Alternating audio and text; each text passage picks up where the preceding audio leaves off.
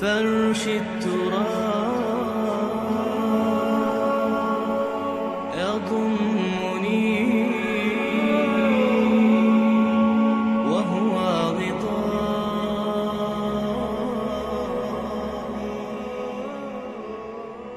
حول الرمال. السلام عليكم ورحمة الله.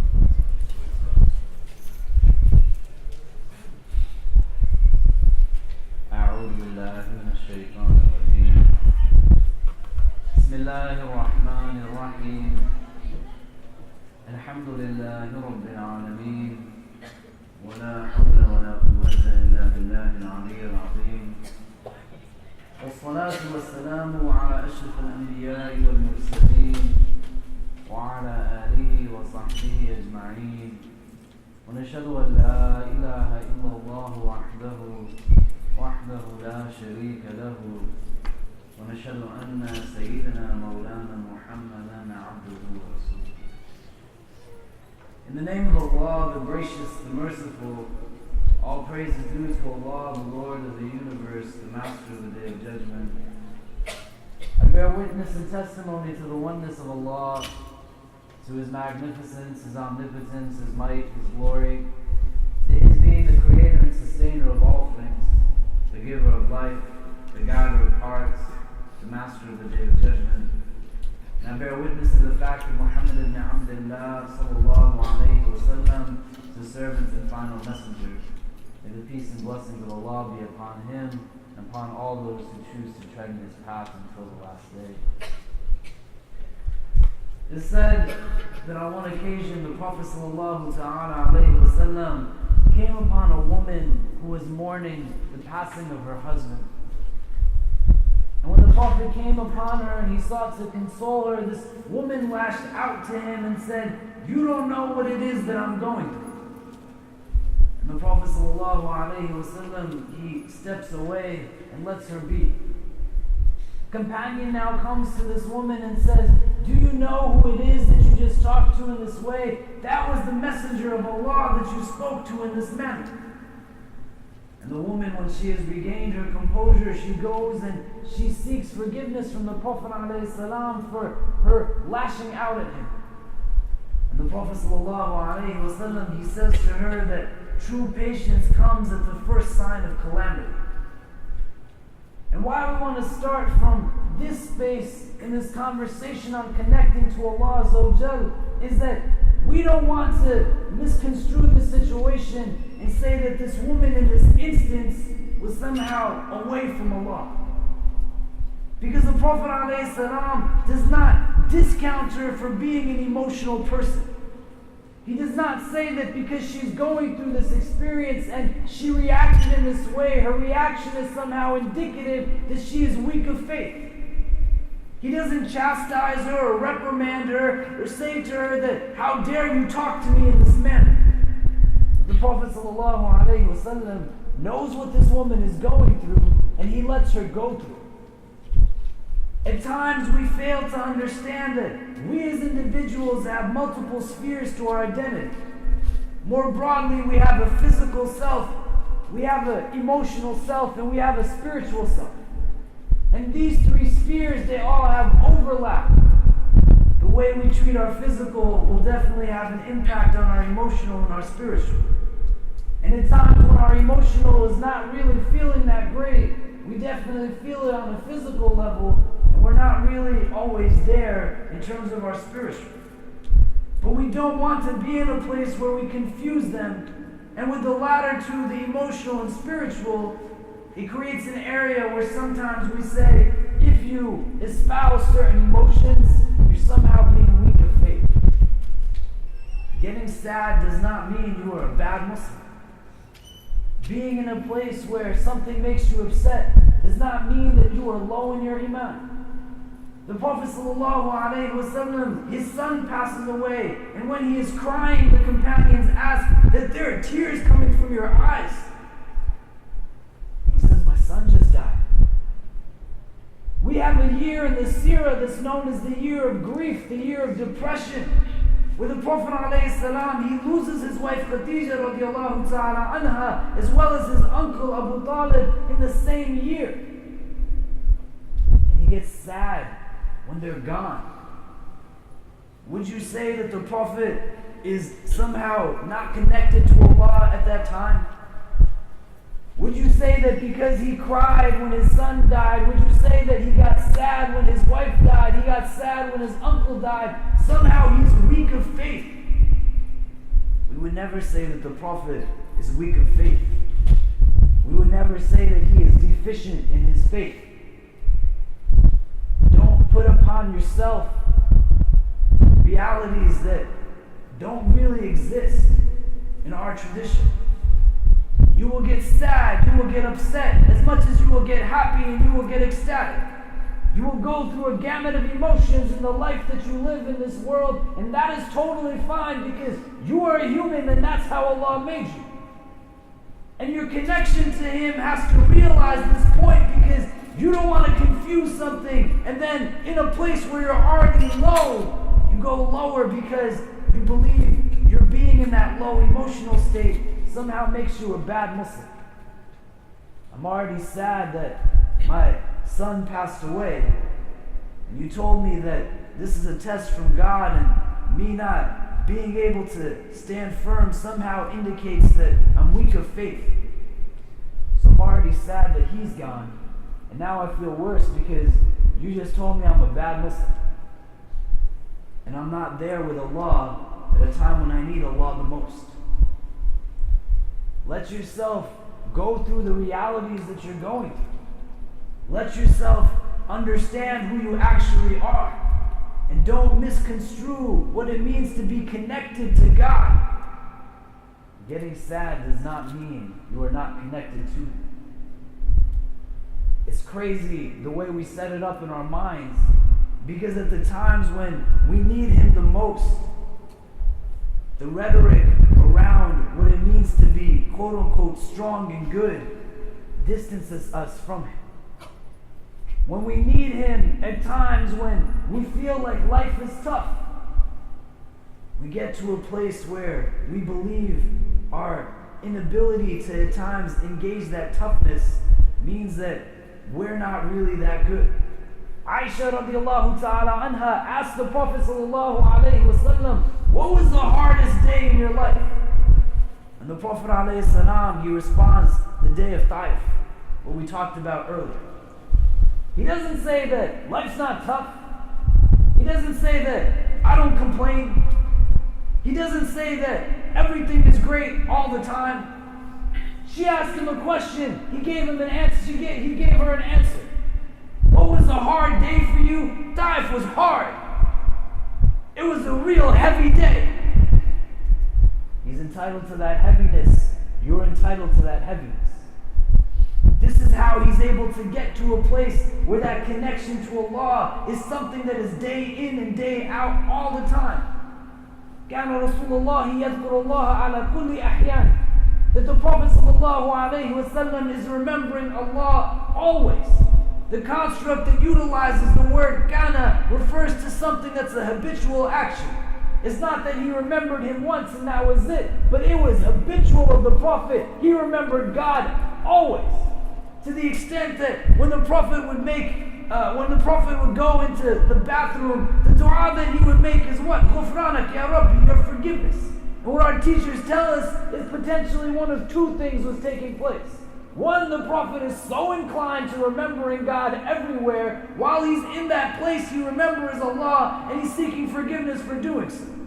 Or he is seeking forgiveness from Allah because his natural instinct is to remember Allah always, and now he's gotten to a place where he can't remember Allah. Even though he's allowed to be there, he's still saying, Ya Allah, forgive me for being in a place where I couldn't remember you. But he gets to that place by not denying who he actually is. He gets to that place by understanding the different spheres of where he's coming from. He lets himself understand what it means to be a person, and by understanding what it means to be a person, he understands why he as a person should only rely on Allah.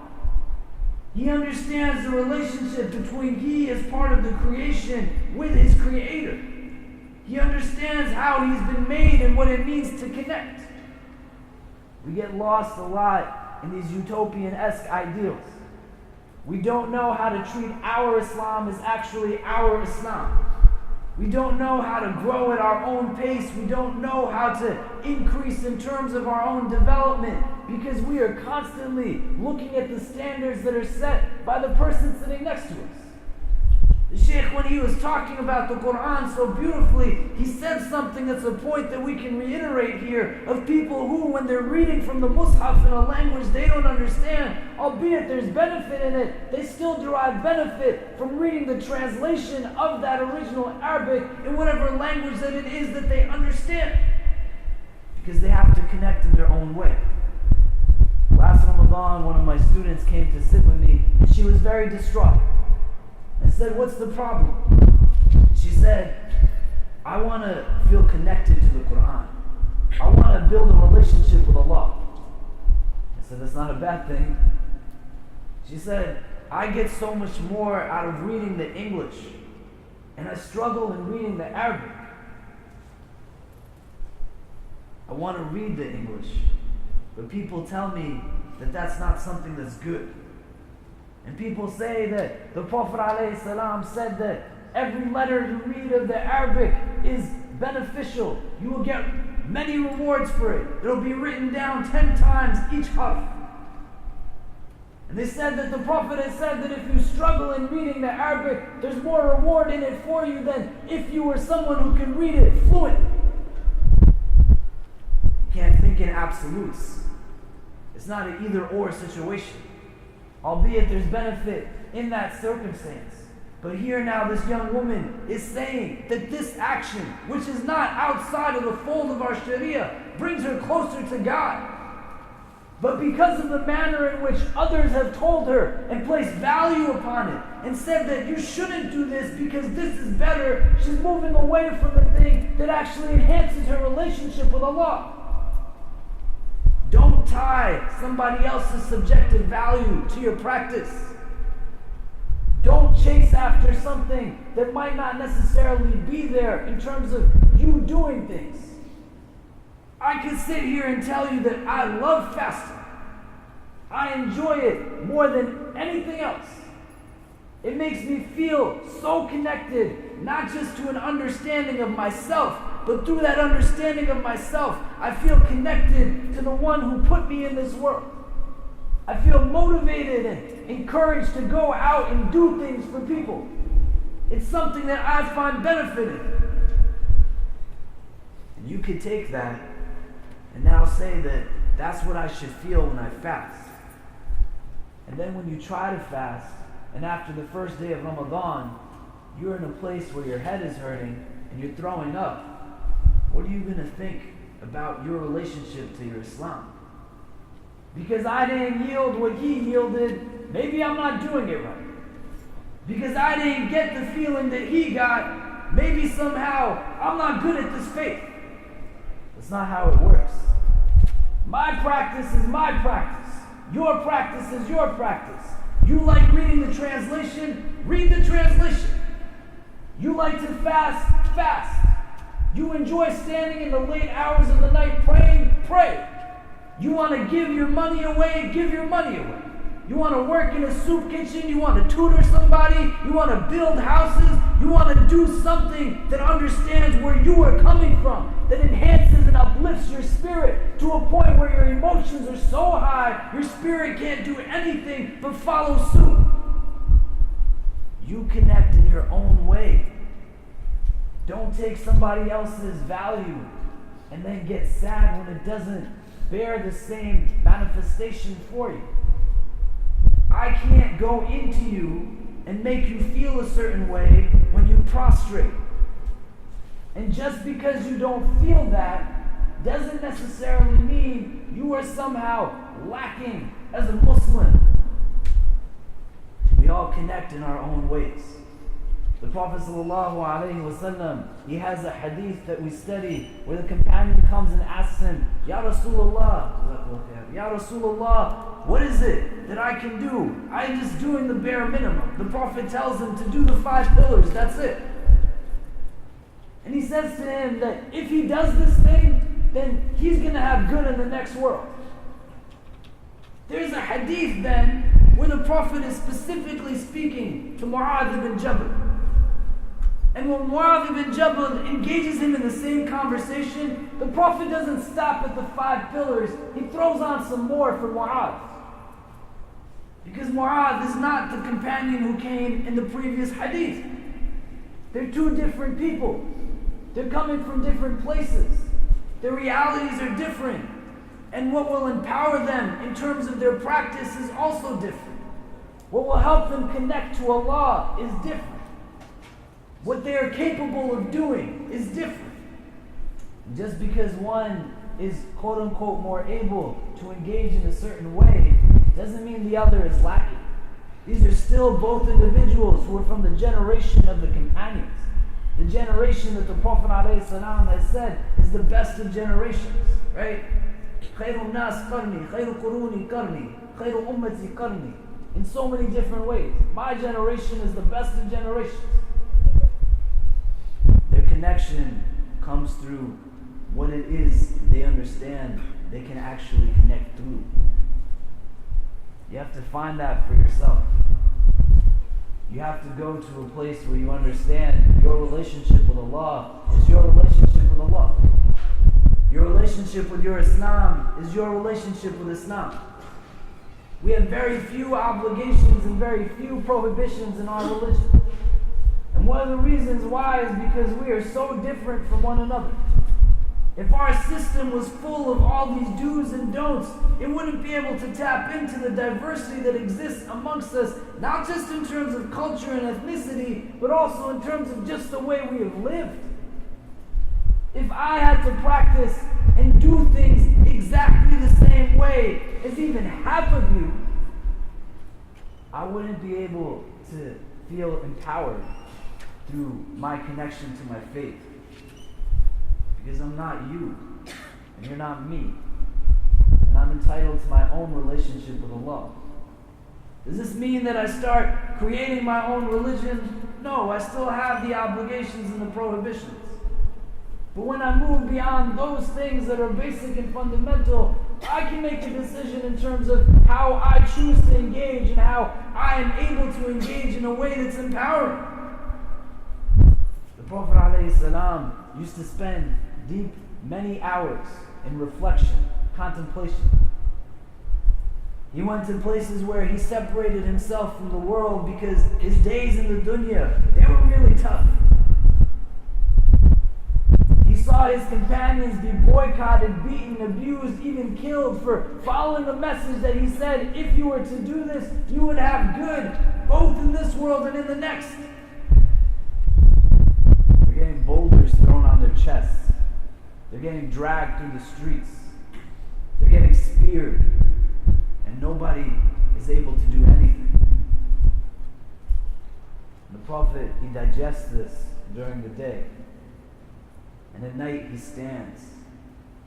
And that standing helps him better understand how to approach and deal with the realities of the day.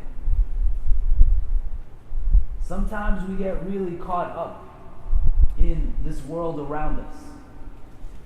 We get really distracted and we get taken in all kinds of directions. Our movement is just going and going and going and going. We don't ever take a time to actually sit and stop. The Prophet's ability to remember Allah Azza wa Jalla at every point in his life is illustrated to us through an abundance of dua that we find preceding pretty much every action that he undertakes.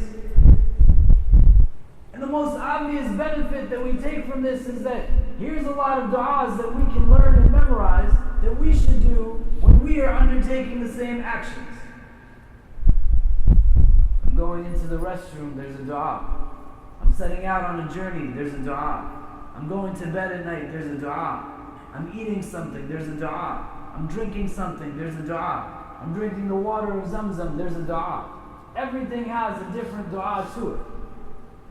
What it also teaches us though, is that the Prophet ﷺ, he's exerting a conscious mode of thinking before he undertakes any deed. He knows why he's about to do what he's going to do before he does it. He precedes every action with this committed and deliberate prayer that helps him to understand better, what am I going to do? Is it something that's actually beneficial? That consciousness can stop and start based off of how we choose to engage it. And in turn, our relationship with Allah can go up and down based off of how we actually think about what it is that we're going to do. How many of the deeds and decisions that you undertake in your life do you actually think about before you do? We breathe without thought. This is a mercy from Allah. Can you imagine if you had to think before every breath you took? Every time I blinked an eye, I had to think about it. So there's a value in us not having to think something. But how many of the other deeds do we undertake where we're not necessarily thinking consciously before we undertake them? Do you have a conscious mode of thinking when you lie to somebody? Do you have a conscious mode of thinking when you are speaking ill of someone in their presence or in their absence? If you have ever yelled or screamed or fought at somebody, if you have ever struck somebody with your hand, be it someone who is your relative or someone who is your child or your spouse, can you do that thinking consciously? And when you're not using your conscious and you exert those actions, do you think that's helping build a relationship with Allah? Our connectivity is based off of so many different things. But most of them are real simple to take on if we let ourselves. Things that distract us are things that we give importance to. And our ability to be distracted stems from our inability to at times focus. As much as you are entitled to understanding how you can build a connection to your faith, so too you are entitled to be able to make a decision of what it is that actually enhances and enables you to make that connection. If you're sitting in this audience and you are bored out of your mind, that doesn't mean you're a bad person. That just means you find me boring. And if you find me boring, that's totally okay. You don't have to find me engaging. And if you don't find me engaging, it doesn't mean that you are a bad Muslim. You can take from people who you're actually able to take from. You're entitled to have that choice in the matter. You're entitled to play a role in determining how you actually acquire knowledge that is beneficial. Your learning process, you actually play a role in determining what it is. Being in a place where we try to figure out what we have issues with in terms of our ability to focus. Sometimes I just can't focus at all. That's just me. I don't have the ability to sustain a period of focus for a long period of time. The Prophet tells us in the hadith to not make the Quran boring for people. Don't just keep throwing it at them. Don't make it something that they become bored with. In building your focus and building your practice, it takes a different kind of patience. And again, don't think in absolutes. Because if somebody recommends to you something along the lines of patience, it doesn't mean that if you are not doing that thing, then you are categorically fully impatient. That's not how we should understand ourselves. Patience is not just something bad happened to me and I don't say anything about it. But it necessitates a lot of patience to be able to do good at times. It takes a lot of patience for me to sit down and read the Quran for hours and hours.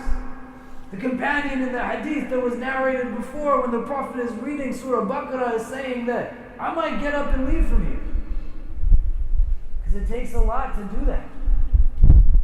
How do you build your ability to focus and sustain something in a longer period of time, let yourself grow into it. Understand where you are and give yourself tangible goals to work towards. If I go from not reading the Quran one day to sitting down and reading it in its entirety the next day, it's more likely than not, perhaps on the second day I can do the same thing. A week later, I'm probably not going to touch it ever again. Our ability to focus gets to a place where we might not necessarily give importance to the thing that's in front of us. It's not really that attractive. Does this mean, again, that I have to approach it in a self-deprecating way? No, but you want to think about how it is that you give and yield importance to certain objects in your life. You're not going to think that it's important to have a relationship with Allah if you don't really think about what Allah means to you. You're not going to strive to build a relationship with your Creator if all you're focusing on is your prayer and not who it is that you're praying to. It's going to be hard to give a certain priority to building that relationship when your approach to building that relationship uses terminologies and uses practice that you don't really have any relationship with at all either. You will be attracted to things that you are attracted to. Some of them might not be beneficial, but others of them are beneficial. Don't psych yourself out and say it's not beneficial because somebody else doesn't do it. And then the thing that takes away from our attention probably the most is not that the object that we're trying to focus on is not attractive to us. Something else is just more attractive. And how we take care of those things is we take some moment in time to sit and reflect. We take care of the things that pop into our head immediately, that seemingly are drawing our attention from the object of our focus. If when I'm in my prayer, the thought that pops into my head is reoccurring, my ability to take it on, the first step is the understanding that's probably a really important thing that's coming into my mind. What goes into my head in the course of my salah is not something that's mundane, it's usually something that's quite serious. My brother is fighting with me. My mother is upset with me. How am I going to pay my bills? What if I don't get a job? This is why we have hadith where the Prophet ﷺ says that there's no salah if food has been served or somebody has to go to the bathroom. Many of us have done this where we know that we have to go to the restroom. But for whatever reason, we don't want to break our wudu or make it again. We're going to sit through the salah clenching every part of our body. And then when the Imam stands to lead the prayer and we're like, please, Ya Allah, have him read Surah Asr and Surah Ikhlas. And then he starts to recite Surah Baqarah and you're like, oh man, I really have to go to the bathroom. Your mind is going to be attracted to that because it's going to be the most apparent thing on your mind.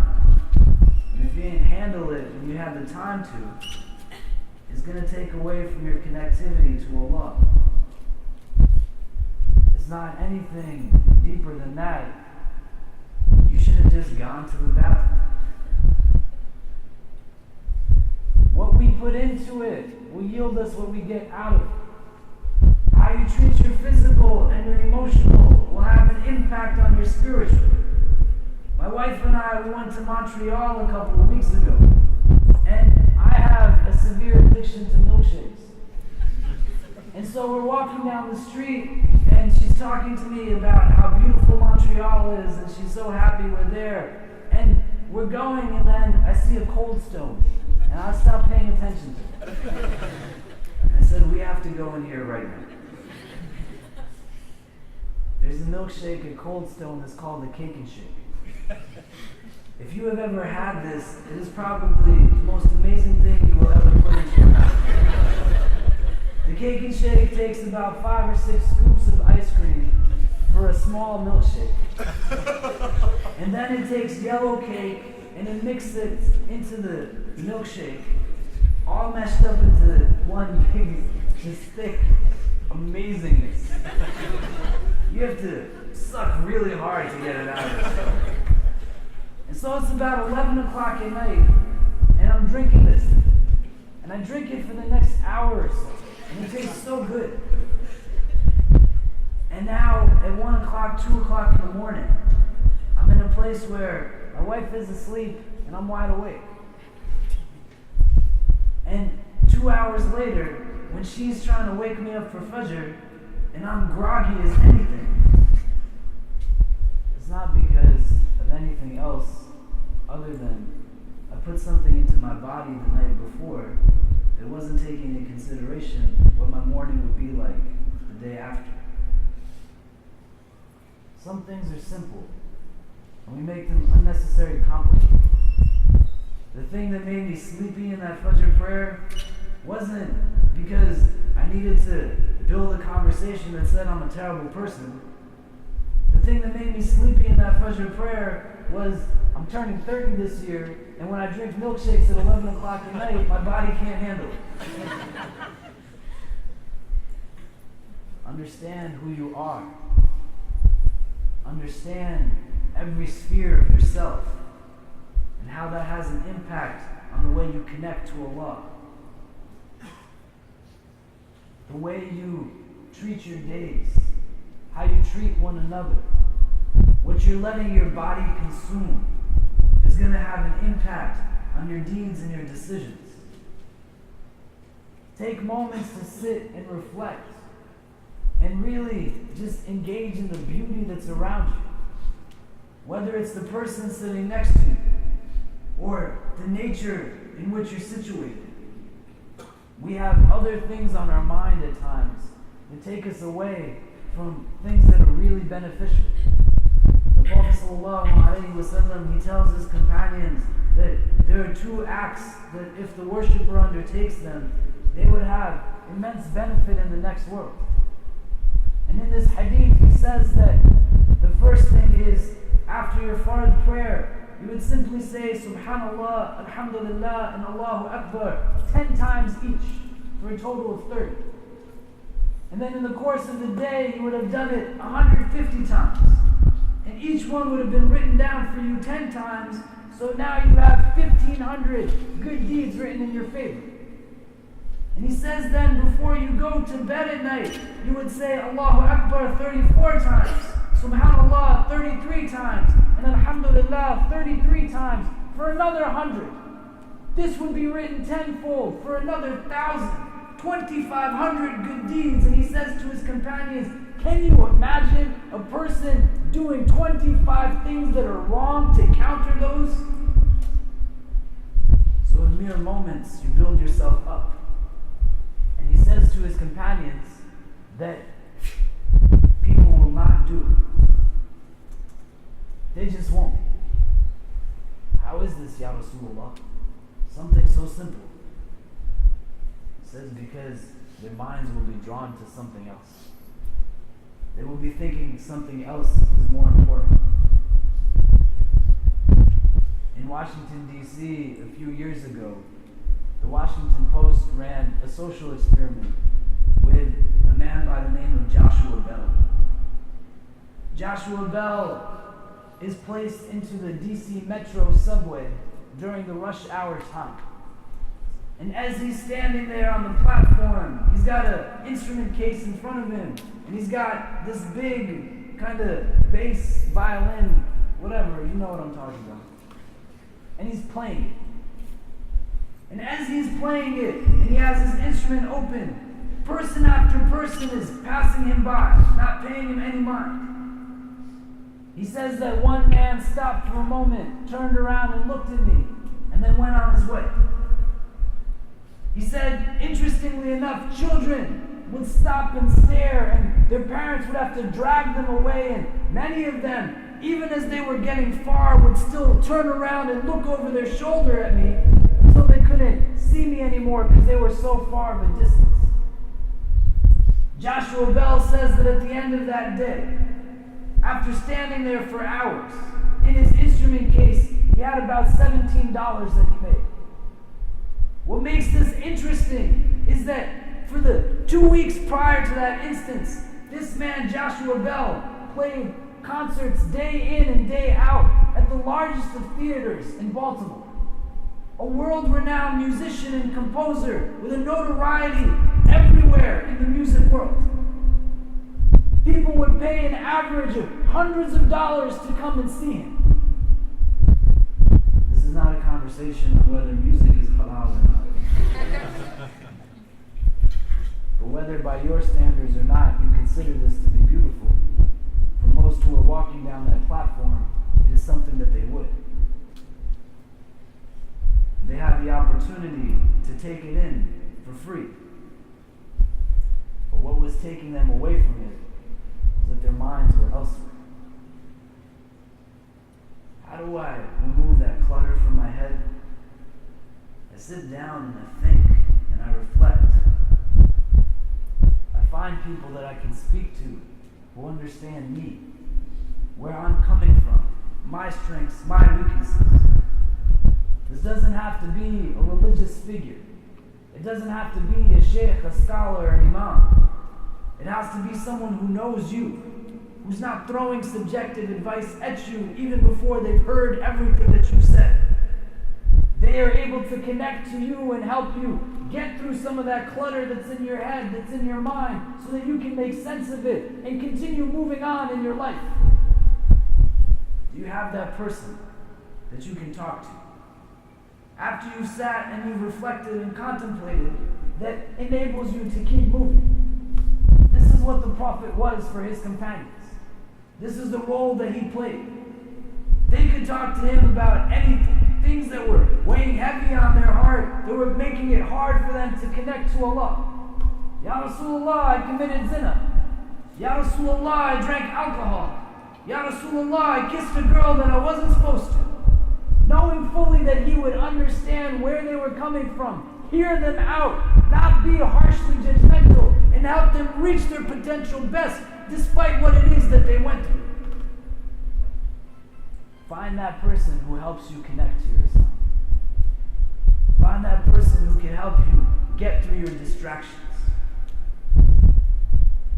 You're not going to always learn how to live your life from the person that's sitting on this side of the microphone. Islam can give you guidelines. Our faith can give you rulings. It's not going to tell you in specific what you're supposed to do. Given your circumstances, given your realities. And when you then try to understand how to make a decision from somebody who knows nothing about you, there's a chance that it would have an impact on your relationship with Allah. That impact could be positive or negative. What would better that potential is that you're talking to somebody who makes sense for you to talk to. Someone who's not standing up here and saying that this is what I did in my life, you go and do this too. This is how I got married, this is how you go get married. This is how I decided what to do for a living, this is what you should do for a living. It doesn't work that way. Be in each other's company. Be in each other's presence. Take advantage of each other as resources and enable yourselves to build deep relationships so that you can be there and support each other. What is the point of community if community doesn't help you when you are at your lowest? What is the point of community if community is not there when you are in need? And how are you as a member of that community helping the person sitting next to you connect on a deeper level to their Creator? You have a say in your relationship with Allah. You get to decide how you want to build that relationship to a certain extent. In the arenas or areas where you don't have a choice and you are compelled to do beyond your decision, someone is forcing you in a certain way, our tradition tells us we are not accountable for those situations. Someone is making you do something you don't want to do. Someone is compelling you and forcing you. It is beyond your power. You don't have the ability. And that's not something that will be held against you. But in the places where you do get to make a decision and you do get to make a choice, let yourself be a part of that process as fully as you can. And in this month of Ramadan, let yourself understand through your fasting that this is your Islam and it's your relationship with your Creator. And what you put into it will most definitely have an impact on what you're getting out of it. May Allah subhanahu wa ta'ala guide us and protect us. May He bless us with knowledge that benefits us. May He bless us with a tawfiq to understand and implement that knowledge into our daily lives. And may He guide and bless us all. Wallahu ta'ala alam wa billahi tawfiq. Wassalamu alaikum wa rahmatullahi ta'ala wa barakatuh.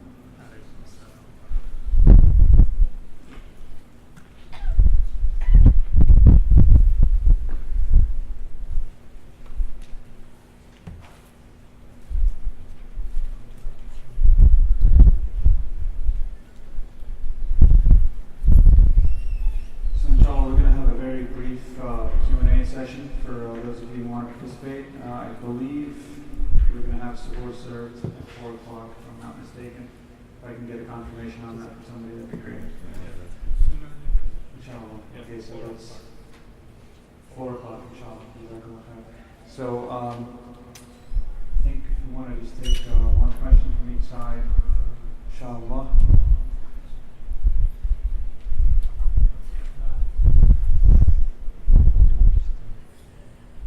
You can just repeat the question that they asked. Yes.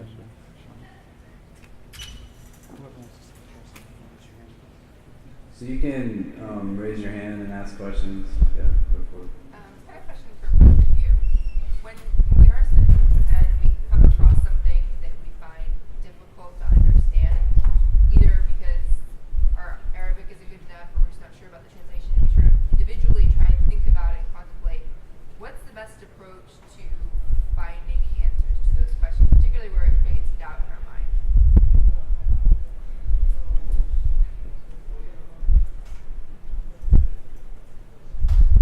You know, the Quran talks about asking those who know.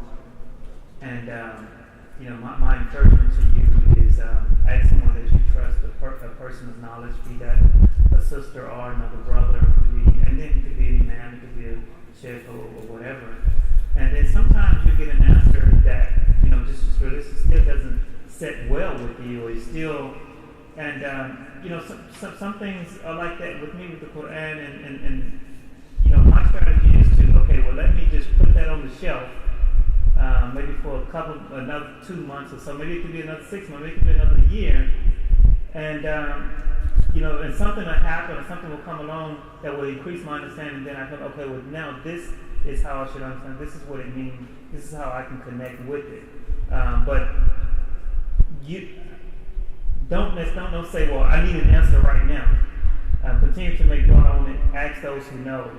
And sometimes you have to put that question on the shelf for 2 weeks, 6 months, whatever, until you get. I mean, that's just my strategy.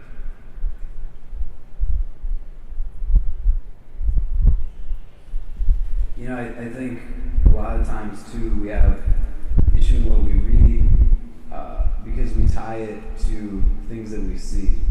So it's really hard for me to read the text and then not tie it to something that I've actually experienced or I've lived. When we're engaging with any text, be it scriptural or not, the unfortunate reality is that the interpretation that goes along with it is going to be based through the lens and perspective of the one who's doing the interpreting. So I can use the Quran and the Hadith to have the most benevolent of acts manifest. And the unfortunate reality is my reading of the Quran and the Hadith can also lend towards me being able to justify doing horrendous things. And what we want to be able to do is remove ourselves as objectively as we can in our reading of the Quran from the way we see kind of the people around us acting. I can't read this and then tie it, and it's hard, it's difficult, but I read a verse and then I think of somebody who has done something. Or I read a hadith and I think of how those around me actually act, and I tie that to what I've seen. I think the other thing that becomes helpful is that you talk to the people who are around you, even the people who are in this room, right? We get together to do so many things. You get together to actually hear from each other what you think about the Quran. What does this verse mean to you, right? What does this actually offer in terms of, perspective from other people who are coming from different lived realities, so I can understand what it is that, they see it as. We move beyond certain verses of the Quran, and the Sheikh was talking to me about this when we were sitting earlier today, about how, you want to derive meaning from every verse of the Quran. How do you make the Quran relevant to you, right? So if Allah is telling us that the Quran was revealed in Ramadan, what difference does that make to you? If you really think about it. And it has to have some purpose for you. It can. But who's going to tell you what that purpose is? When you're engaging verses that people would say that, they mean this, how do I take away from you the ability to say, well, this is what it means to me, right? Within reason. Do you know what I mean? And I think how we can broaden our understanding is also by having those discussions with each other. What do you think this verse is meaning? What do you think this understands? And we then complement that with having the relationship with those who have actually studied and engaged the text, right? I would go to a doctor to understand how to cure an ailment for my physical illness, and I would appreciate going to somebody who has spent their hours and months and years of their life and really being able to understand this book critically to a point where I can still go and take from it. It's not that I'm going around and shopping for interpretations, but me being able to, again, broaden my perspective from the different people that I'm engaging so that I can really have a more holistic view to it. Does that make sense? Yeah. In your first talk, and my question is more for seeking clarification or expansion on what you mentioned, was how can we become someone who reminds people of a compassionate God, of a good God?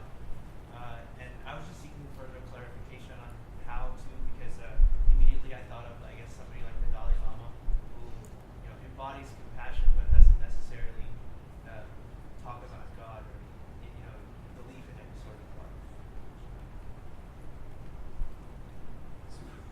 I think he would be an example for this idea that even if he's not talking about God, people still align him with religion, right?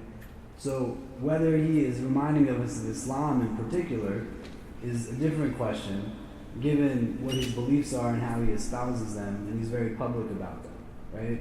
But whether the Dalai Lama is saying anything about God explicitly or not, for the person who's in the audience listening to him, or they hear of his name, immediately they're going to think, this is a person who is of God in some way, right? This is a person who adheres to something in terms of religion and spirituality, right? He serves that reminder to even those who are not familiar with his teachings or his understandings.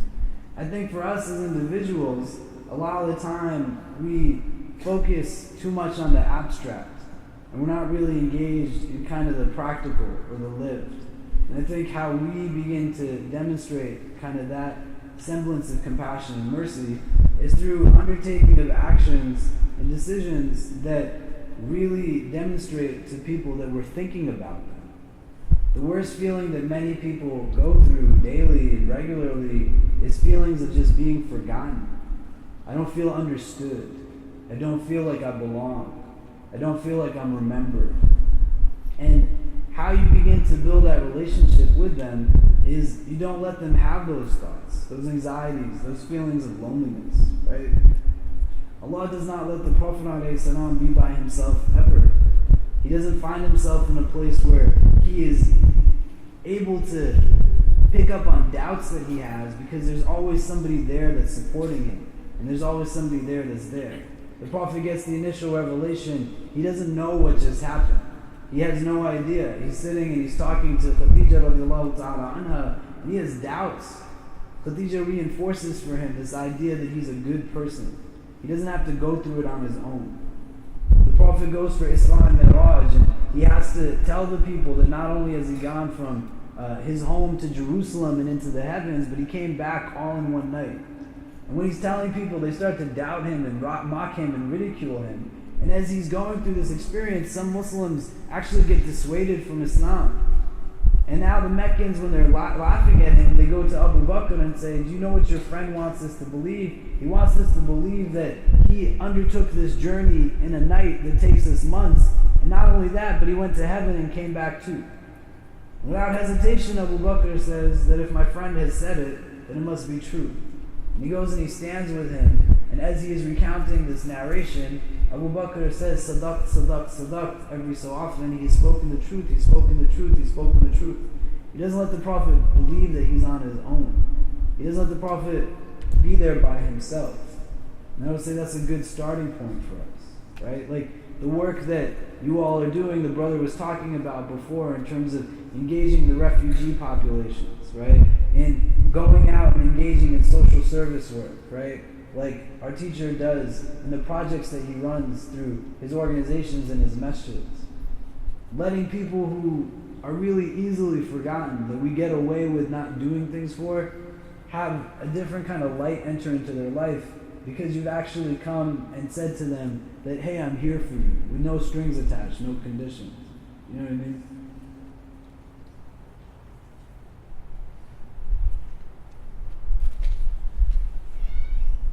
Is it one more question? Any more questions?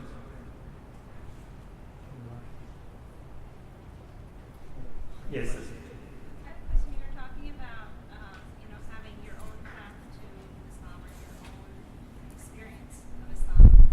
As a parent, how do you guide your children? Because as an adult, you're responsible for your ibadah, right? And every other adult is responsible for their ibadah. So that as a parent, do you not bear some responsibility for your children? And so how do you guide them and their practice? What responsibility do you have? Okay. And you said that I said that? Or? Actually, I said it, but you can answer it. No, No, please. He said that because he don't have children. I don't have any Yeah. Also, if you could repeat the Can you question. repeat the question?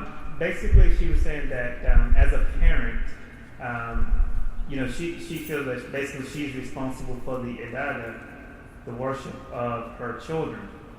And just to kind of clarify your question, you were saying how do you do that, or how do you feel that sense of responsibility, or are you actually responsible? Are you actually responsible? And what do you do then if they're, you try your best to guide them and to bring them to their, whatever level that you want them to be.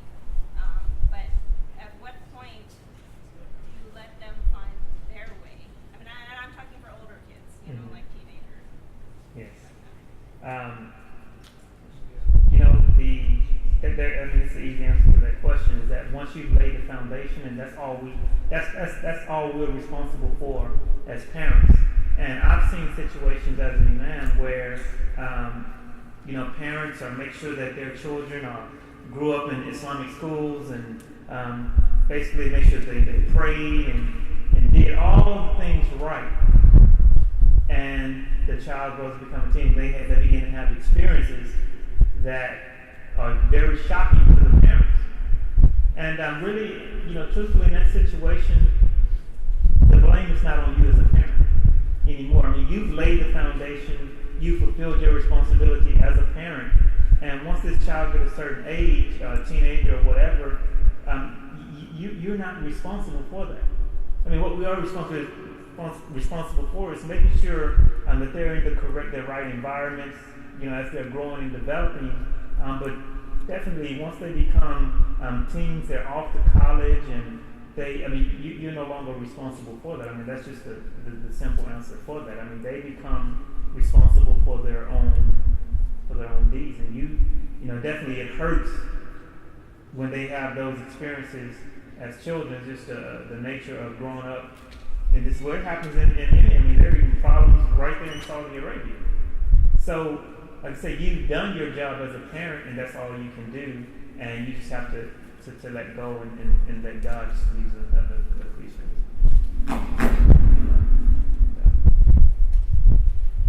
You know, I think in a lot of the work that I do, we do a lot of counseling of people who are college-aged, high school kids, as well as, you know, people who are upwards of their 60s or 70s.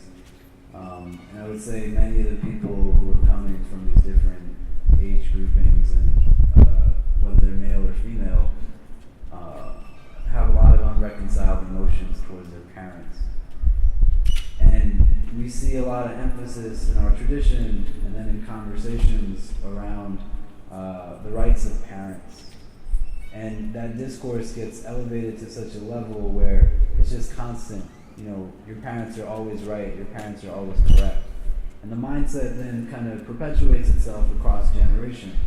I'm not saying this is a good or a bad thing, but then it exists.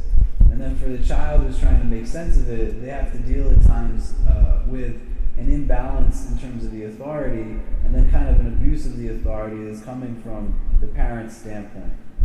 So what we find is a lot of young Muslims in a place where their parents are telling them what to do, but they're also not talking to them.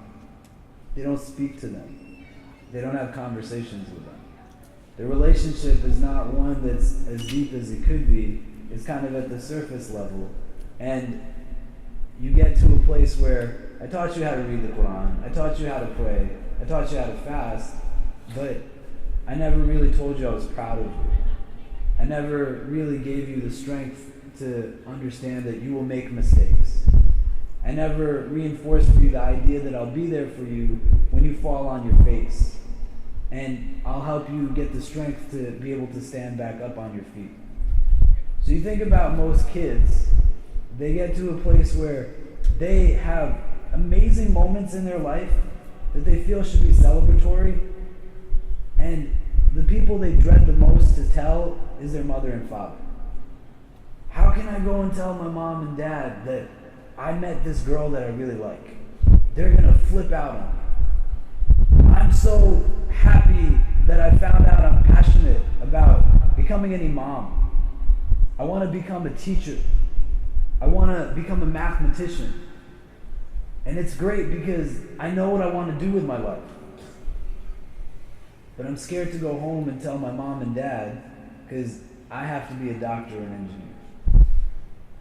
That relationship that exists between the Prophet and his child is not a relationship that necessarily exists in many of our cultures between parent and children.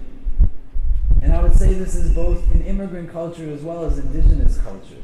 It's not just limited to the immigrant culture. And that then causes a problem because our children don't grow with a certain confidence.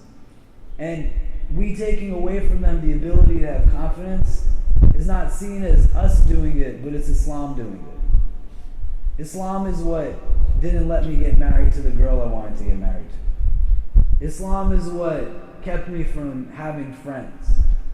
Islam is what restricted me in my life when it didn't necessarily have to. I'll give you an example anecdotally. My dad, he does a dars every week where he and his friends, they read through, the Quran. They're doing tafsir kind of halakha. And I came home to my parents' house one week, and they said, "Can you talk about something?" And so I spoke about some of the verses of Surah Al-Mu'minun with a focus on the verse that says, وَالَّذِينَ هُمْ لِلزَّكَاةِ فَاعِلُونَ, the doers of zakah. So afterwards, this auntie came up to me and she said, it was great and it would have been wonderful if you spoke about the verse that says, وَالَّذِينَ هُمْ عَنِ اللَّغْوِ مُعْرِضُونَ, that the believers are successful, those who avoid things that are futile or idle. And I said, "Oh, okay, I'm sorry." And she said, "I want you to tell my son who's here that it's really haram for him to waste time. And tell him that playing video games is haram because it's a waste of time." This young man is about 12 or 13 years old. He's already just in pain because he's sitting with people who are 4 times his age. And it's an amusing situation because I'm about 3 feet tall and he's like 6'2". And he's standing in front of me, hunched over, waiting for me to talk to him about Islam the way he's constantly talked to about Islam, in a way that's going to tell him why he's terrible at life. And so, 6'2", hunched over, staring at the ground, and his mom is talking to me here, and he's standing there, and she's speaking as if he's not even there. Tell him that what he does is wrong. So I said, sister, I'm sorry, but I can't do that, because I don't necessarily believe that that's something that's haram. And for us to use this overarching definition that doesn't even mean what haram means is a problem. The young boy stood up straight, because that wasn't what he was expecting. That's how we talk to our kids about our faith. We get to a place where they don't really feel so empowered by it. Most kids don't really start to think about their Islam, those who want to practice it, until they get to the university setting. Because they're away from kind of a sheltered living and they're thinking about life a little bit differently.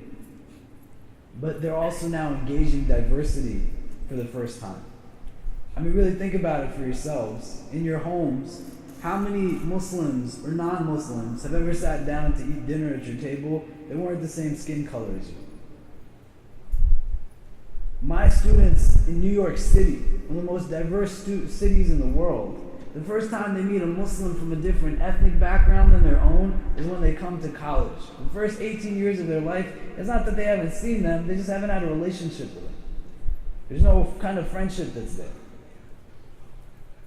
You can find the kid to a place where we don't understand the right over the child, and then the child grows into a place where he doesn't really feel connected to their faith.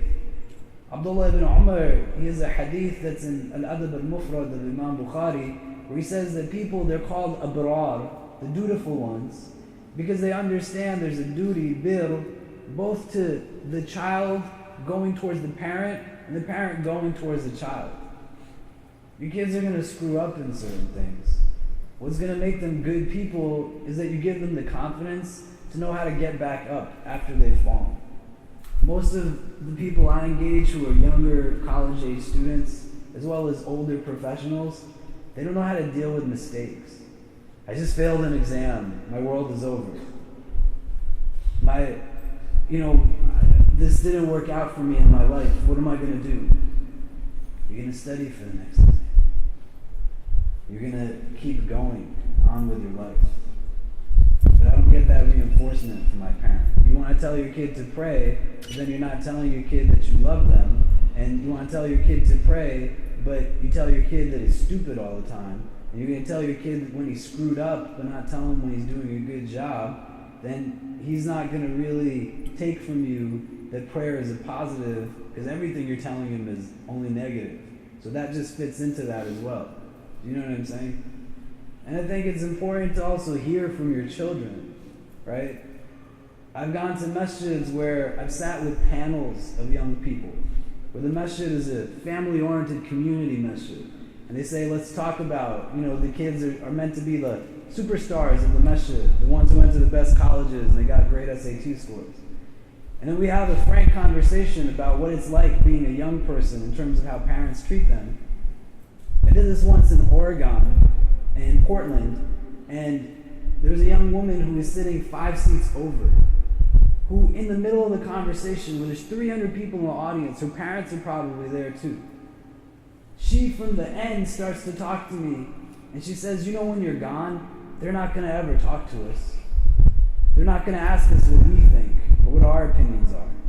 The only reason they have us up here is because you're here, and they want to just show us off. She's saying this with everybody listening. Undoubtedly, her parents are in the audience. She says, why do you think they don't talk to me or ask me? And they just tell me what to do. Can you imagine? That's kind of the way we're engaging many of our young people. And we can say that it's coming from a good place. I don't want my kids to get hurt. The idea of actions and intentions go twofold. It's important to understand the intention behind something, definitely. The action also has to be sound. And we talk about the intention a lot, but not focused on what it needs to have a sound action. And if that action is not really giving a sense of empowerment or connection to the faith for the young person, you might have to reevaluate it or do it differently than the way it was done for you. And the best person to talk to is the young person themselves. The only time we bring young people into the masjid is to talk about the problems of Muslim youth. You know, let's deal with the issues of our youth. You're just telling them they're screw-ups. How's that going to make them feel good? Ask them, what do you think about things? Ask them, what are your needs? Ask them what their thoughts are. And let them feel empowered to actually share that. And you'll see a categorical difference in how they embrace their faith. Can I add something real quick? You know, I volunteer. I go into the prison system a lot, and I actually teach Islam there for the Muslim inmates. And I met a young man there, and he was born and raised Muslim, and he was still a teenager, and he was incarcerated. And he would say basically, like, you know, his parents were extremely devout, and you know, he could read the Quran very well, pretty fluent in Arabic. I mean, he had all of the ritualistic trappings.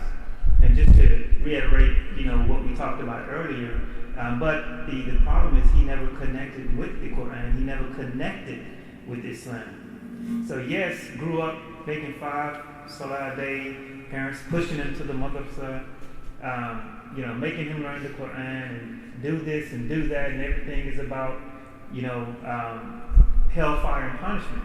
And for whatever reason, he never ever connected with that.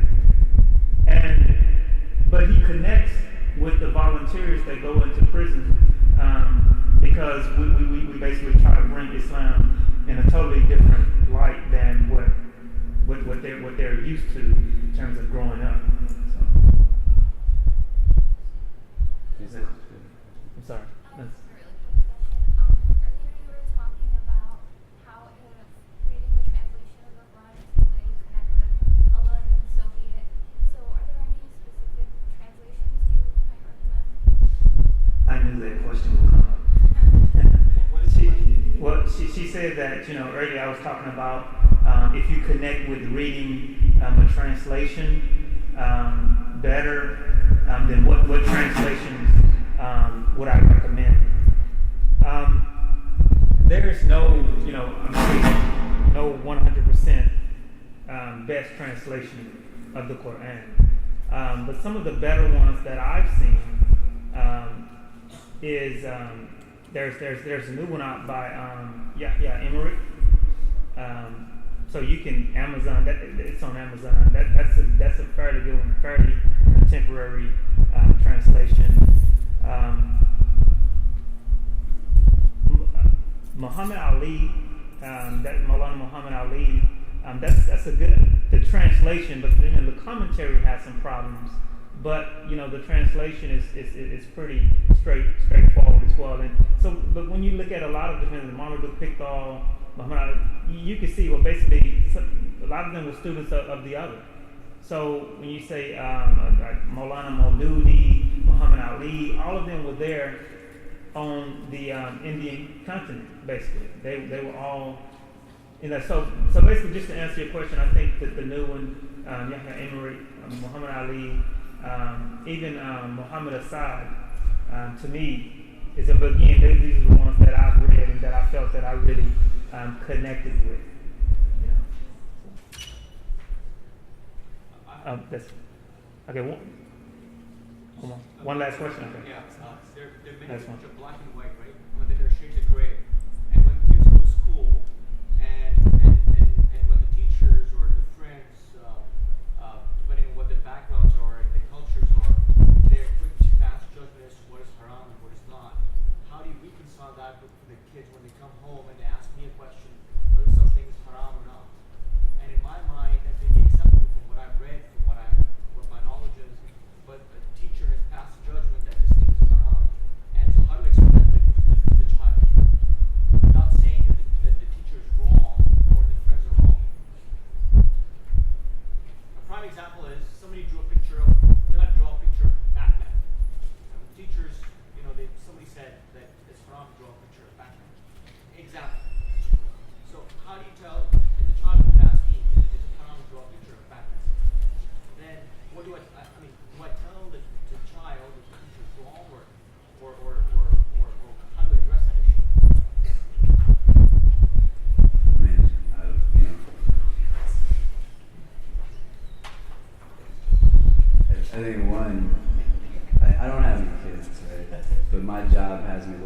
after other people's kids.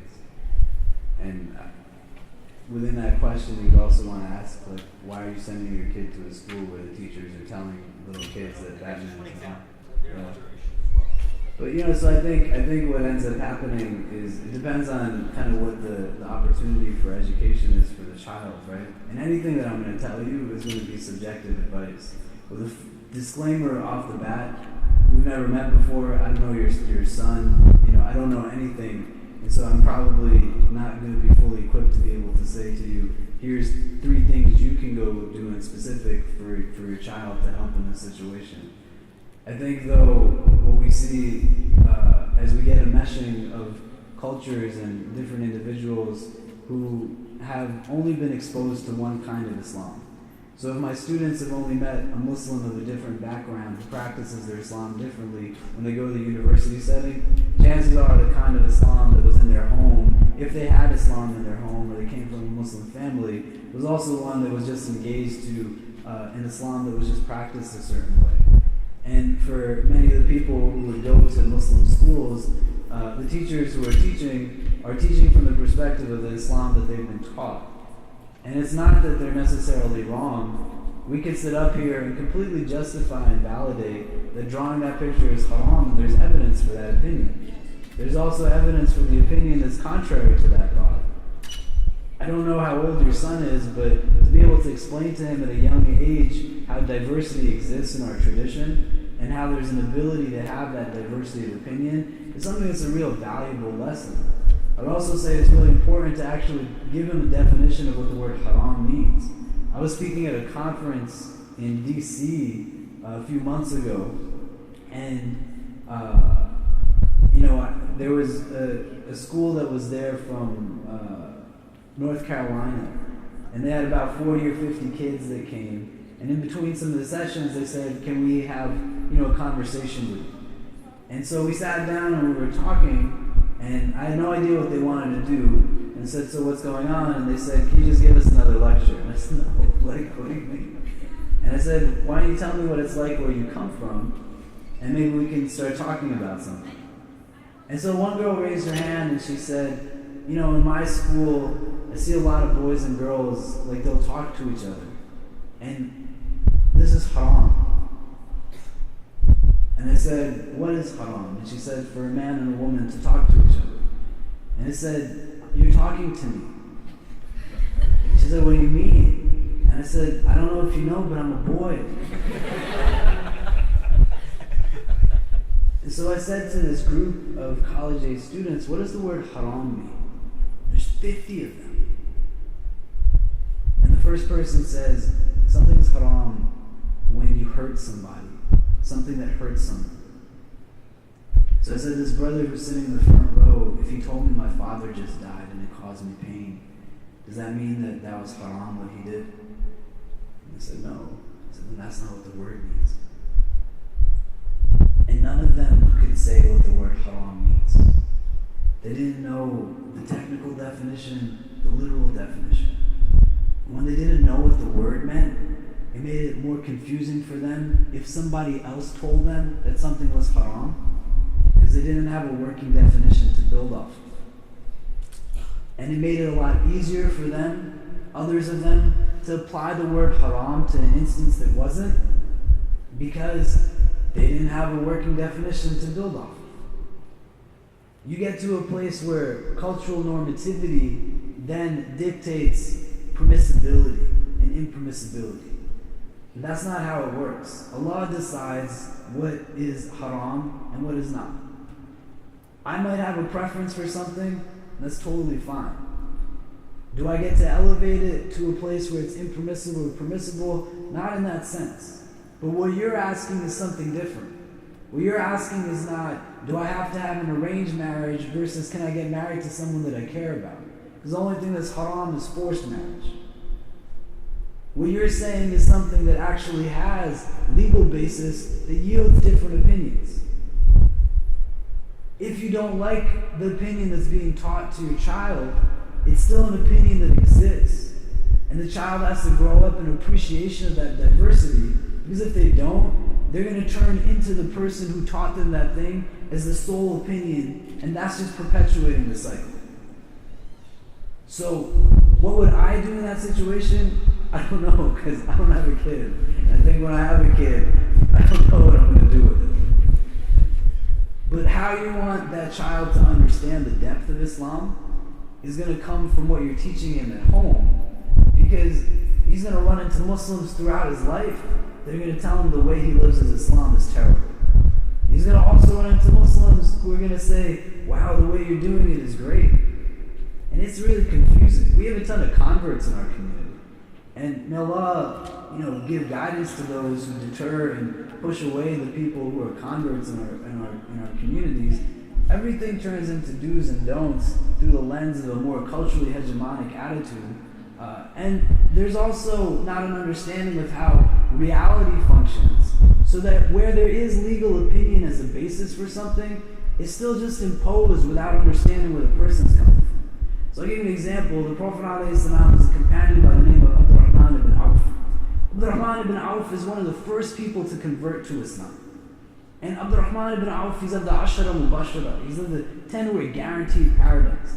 This is like a solid companion amongst the companions. When he converts, his name is Abdul Amr. And because in our tradition you can't take the name of being a servant to other than Allah, in one of the few instances that the Prophet tells someone to change their name, he tells this man to change his name. So he becomes Abdul Rahman. Abdul Rahman ibn Auf, he has a friend who's not Muslim by the name of Umayyah. Umayyah hates Islam. And he's friends with Abdul Rahman ibn Auf.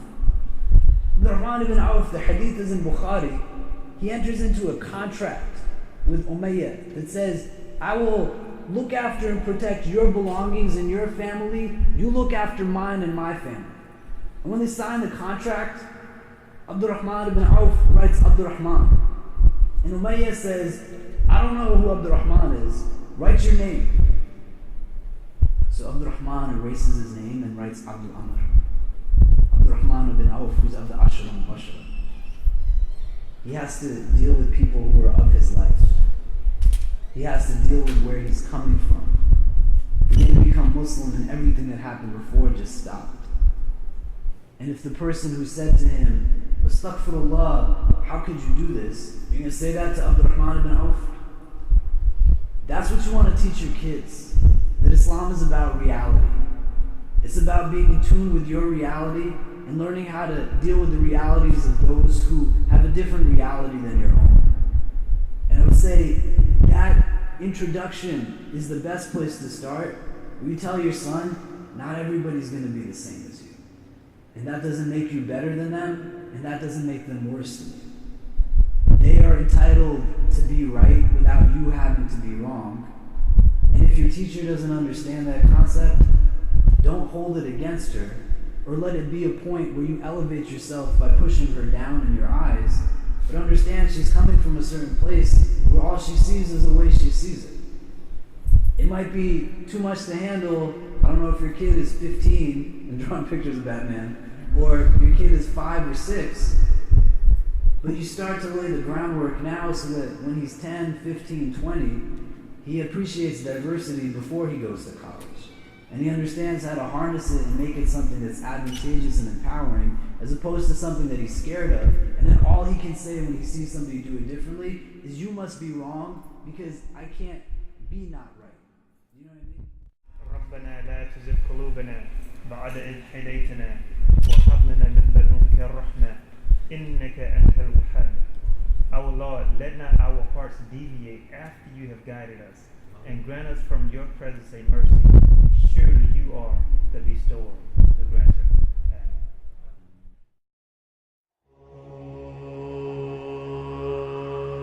فرش التراب